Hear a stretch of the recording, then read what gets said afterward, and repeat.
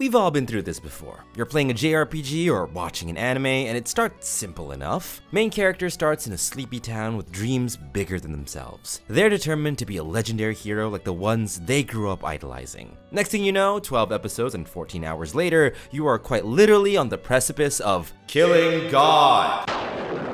And you're just thinking, what the f***? You were stabbing rats for gold in a tavern basement 2 weeks ago. Now God calls you a bitch and you're off to murk his ass? How the f*** did you get here?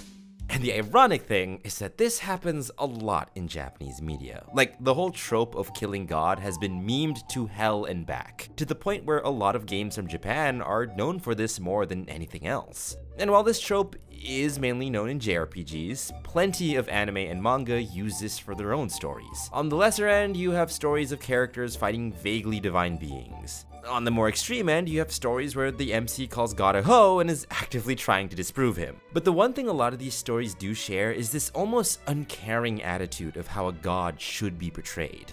A lot of Japanese storytellers treat the idea of being divine almost in contempt. And there is a frame of reference for this. In a paper by Joel Mensika, where he talks about the anti-religious nature of games from Japan, he says, quote, "Japanese games, on the other hand, freely and frequently make use of religion in critical narratives. Indeed, this rebellion against gods, or God, as the main narrative theme, seems to give reason to assume that JRPGs actually propose god killing, or deicide. That said though, this is the same genre where there's usually a dating sim on the way to kill said god. Maybe it's trying to tell us something else."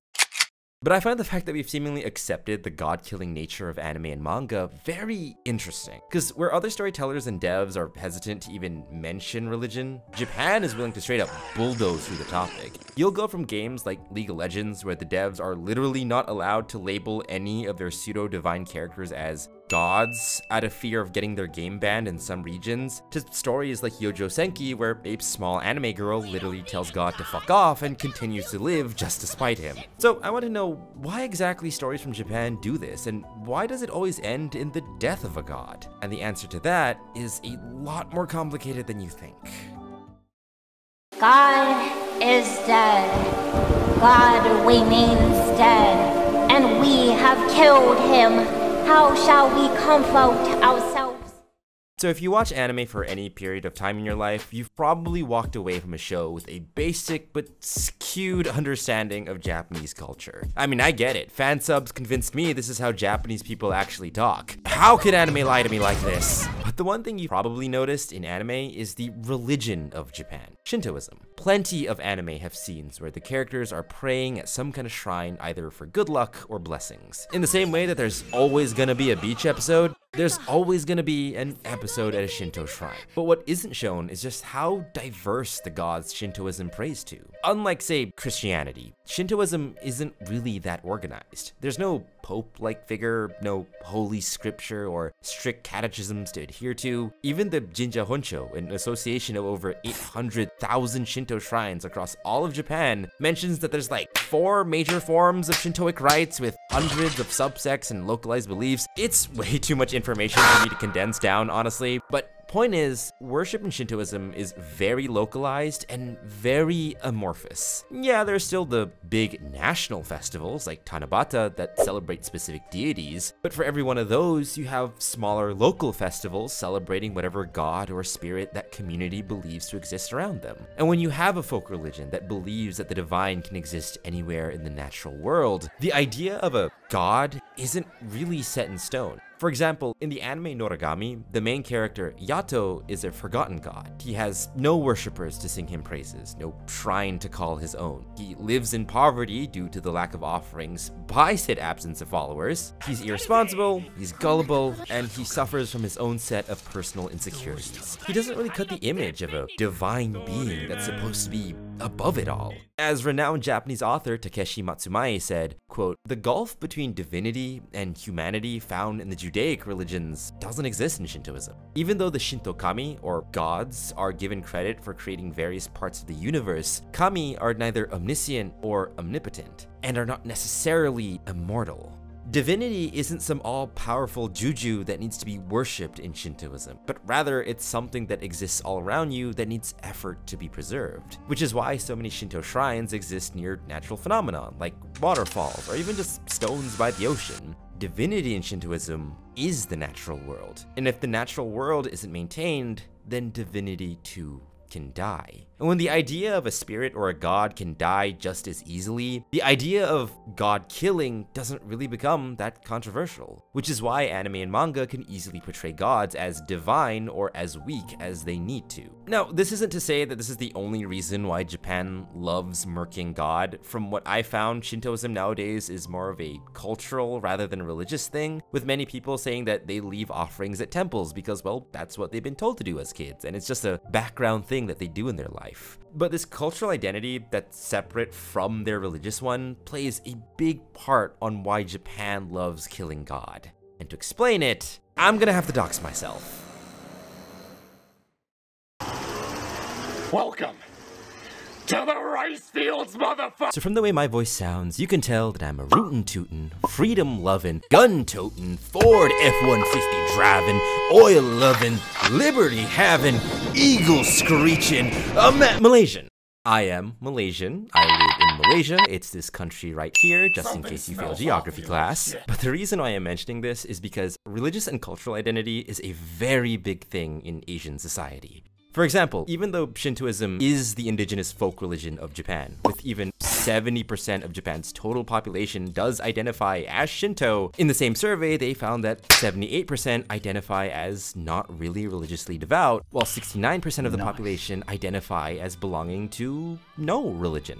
Shintoism is a religion in Japan, but it's not the religion in Japan. Compare this to my home country of Malaysia. Islam is the national religion of the country. It's quite literally written into our constitution. The Malay identity is so intrinsically tied to the Islamic identity. The idea of being a good Malay man just means that you're a good Muslim dude, as long as you keep up with your 5 prayers, fast in the designated months, and pay your alms on time. Malay society will consider you a good person. And this association of Malay culture with that of the Muslim identity is so inseparable nowadays that suggesting a Malay can be anything other than a Muslim will land you in serious trouble. I'm not gonna go in depth here, obviously, but just know that religious identity is a very hot button issue in Malaysia.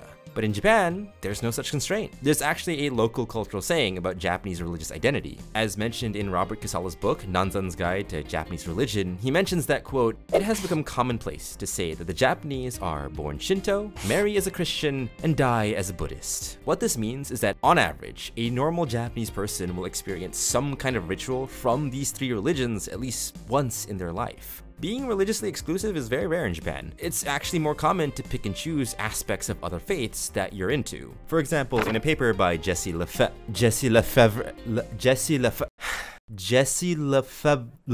who the fuck puts a V in front of a B in their name? In a paper by Jessie R, she says that in the mid-1990s, the number of Christian-style weddings, ceremonies that take place in chapels or churches with fully ordained priests, actually surpass the number of Shinto weddings, and have increasingly become the wedding style of choice for many non-religious couples in the greater Tokyo area. And this is mainly down to vibes. Just like in my Europe in anime video, check that out if you haven't already, whatever the Japanese saw in popular foreign culture that they thought looked good, they wanted to imitate.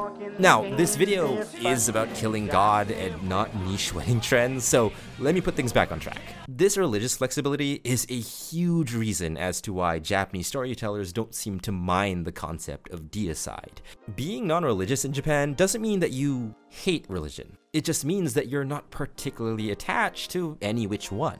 In the same paper that I mentioned, it says, quote, "Non-religion is not the rejection of faith, but rather the vicarious and affectionate way a Japanese person engages with it." Japanese storytellers aren't trying to offend other people when they kill God, capital G or otherwise, but rather they just see it as a way to tell cool stories and explore narratives they couldn't before. You want to see Adam from Christian lore beat the shit out of Zeus? Hell yeah! But the anime looks like shit though. You want to see militarized lesbians fight a god who's trying to wipe out the earth and start anew? Oddly specific, but here you go. Or you want an anime where capital G God is actually a Japanese high school girl whose every whims and wishes needs to be met, or she will literally wipe everything from existence for being too boring. Please tell me Haruhi references are still timely in 2025. I'm 26 this year. I don't want to feel older than I already am. Now, I'm not here to tell you how to feel about this trope. I'm just here to explore. Religion is a complex topic, and humans are even more complex creatures. Our relationship with the divine is simultaneously beautiful, infuriating, and amazingly complex. And it was really interesting seeing how exactly anime chooses to portray the divine. One minute, God is a literal plot device, the other minute, he is a jaded retiree, and in the other, he is a literal concept. Different portrayals, yet all the same fate. But in that as well, it's all the same message. By killing God, we kill the most holiest and mightiest thing the world yet owned. To fight God is to fight the universe itself. But after reading way too many papers related to theology for this video, I'd say fighting God is the most human thing you can do.